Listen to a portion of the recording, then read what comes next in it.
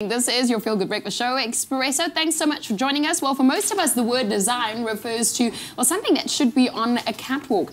And the one festival that is challenging this idea is, of course, the Open Design Cape Town Festival. They hope to challenge that idea and also put on a diverse demographic of communities, bringing them all together for what is going to be absolutely incredible, an interactive platform. Well, here this morning to chat about it is the Events and Festival Director, Christo Maritz. Welcome to the show. Thank you, and it's nice to be here. Oh, it's a pleasure. Earlier we spoke about it, the festival, what it is, Open Design Cape Town. It's making design accessible. Now, sometimes this just goes over our heads, but take us through it. What is it all about, especially when we think of the different designers, and especially when we think about how we're taking designs to the streets?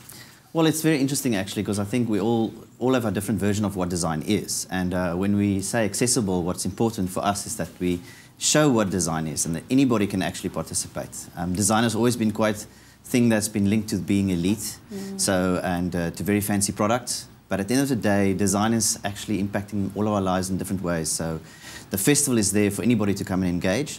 And what really helps with that is that most of our events are free. So it's a nice place where people which usually have to pay to actually access the content can actually come and take part. When we think of the Open Design Festival, what are some of the highlights that we can look forward to? I can imagine young designers listening to our show this morning, watching, thinking, but I can be there. Well, you can be there. The festival is in Cape Town and it's in its surrounds. So if you have a look at the program, you'll see all the different venues. But I think the most important thing to remember is that our program is, I can't name everything that's here. But if you're driving to work, or if you, well, maybe not right now, but if you're thinking of coming to work soon, maybe you should phone your boss and cancel, because today's a big day. Maybe pop in at the City Hall. There's a Talk 100 that's happening, which is a very interesting talks on how design impact lives.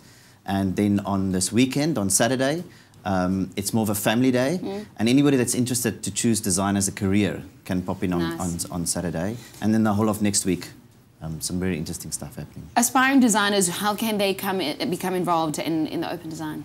Well, the important thing to remember is that Open Design Festival is a platform.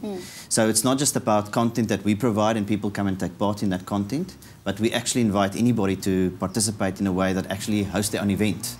So contact the organizers, but if you haven't got something on this year, come and have a look at what's out there and think about how you can participate next year. There's a link between design and urban landscape. Why is that so important? Well, it's important because we sometimes think about design as being about objects. With World Design Capital, the shift is focused in terms of our attention. But when you talk about an urban landscape, we're actually talking about our own lives. And we talk about the things that influence our lives. And design is playing such a big role in that.